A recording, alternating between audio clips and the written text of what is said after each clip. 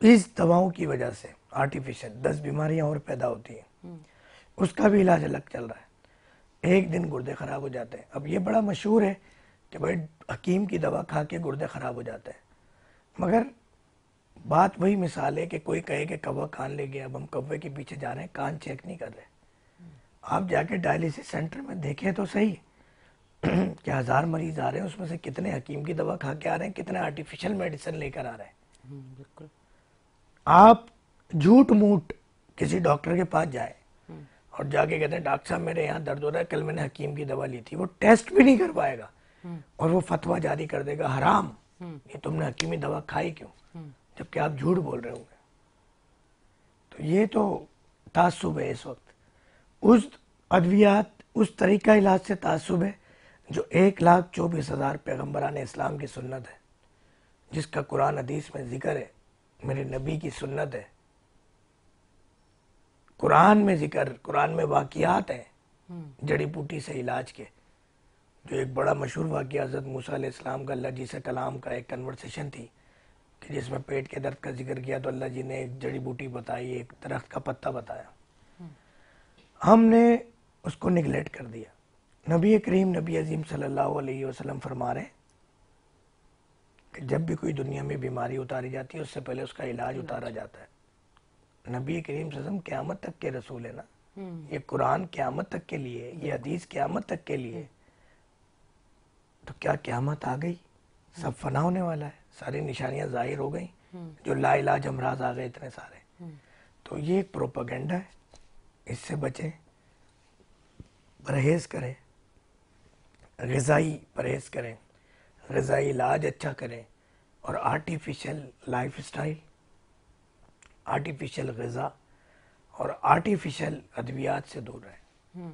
और वैसे भी मेरे ख्याल से जिस तरह का आप बताते हैं कि ये रूटीन में हमें रखना चाहिए, खाने का एक अपना जो लाइफ स्टाइल आप बना लें, सोने का, जागने का, वॉक करें, इस तरह से आपने खाना खाना है, इस तरह से आपने पानी पीना। पानी भी तो हम लोगों का स्टाइल है ना, यूं बॉटल पकड़ी और गट गट गट गट एक ही सांस में हमने पानी पिया, क्योंकि हमें जल्दी बहुत है ना, जिंदगी बहुत फास्ट हो हम भूल चुकी गए है। मशरफुल मखलूकात है, हम हाँ जानवर समझने लगे हैं अपने हाँ, आप। तो वो जब सारी चीज़ें आप करेंगे, मैं क्योंकि यहीं पे बैठ के मैंने बहुत सारी चीज़ें इन्हीं के साथ शोज करके सीखा कि किडनी जो है वो कितनी सेंसिटिव होती है, आप पानी किस तरह से पी रहे हैं, फिर आप बाद में बोलते हैं कि हमारी किडनी का प्रॉब्लम हो गया, किडनी फेल हो गई है, ये हो गया वो हो गया।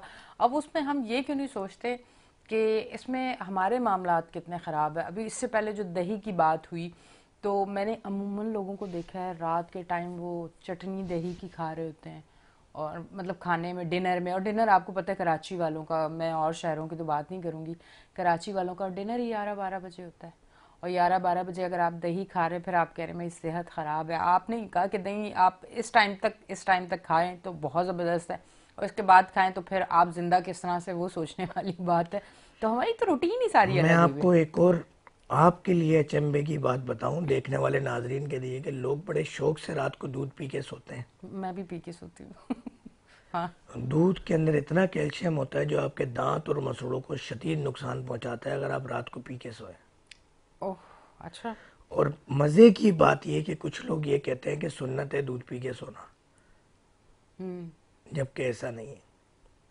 नबी करीम सल्लल्लाहु अलैहि वसल्लम की सुन्नत से भी, तिब नबवी से भी ये साबित है कि तमाम फ्रूट, तमाम ड्राई फ्रूट, दूध, प्याज, प्याज तो आके जीसस हमने ज़्यादा पसंद नहीं फरमाई क्योंकि मुंह से बदबू वाला मामला होता है स्मेल प्याज और है। लहसुन से।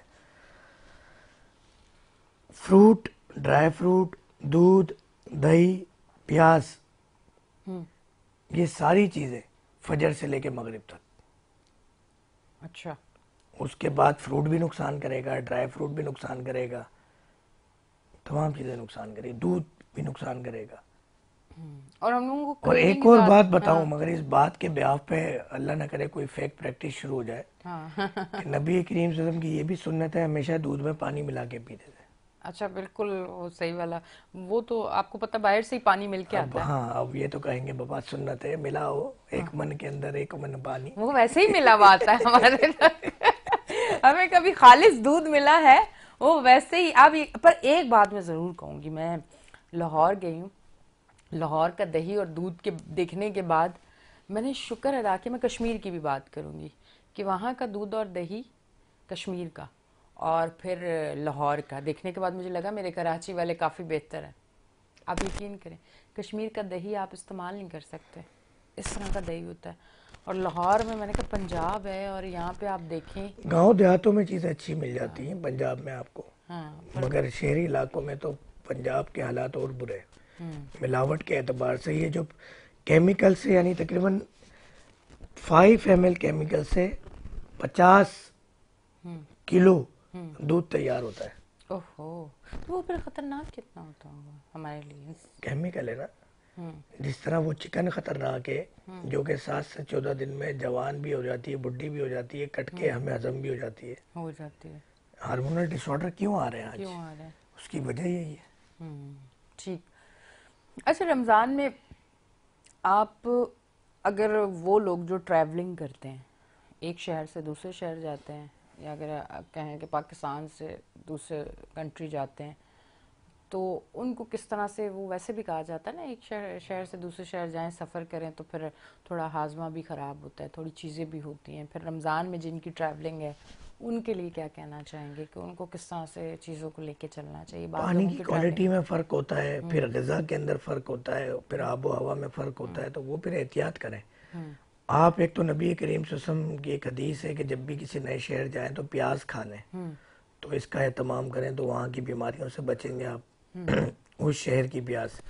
अब ऐसा ना हो कि आप यूएई जाते हैं तो वहाँ जो इंडिया से प्याज आई है आप वो खा रहे हैं। हाँ हाँ। आपने कोशिश ये करनी है वहाँ की काश्त हुई भी प्याज आपने लेनी है, और आपने 2-3 दिन हल्की ग़िज़ा लेनी है ताकि आपका स्टमक डिस्टर्ब ना हो। ठीक।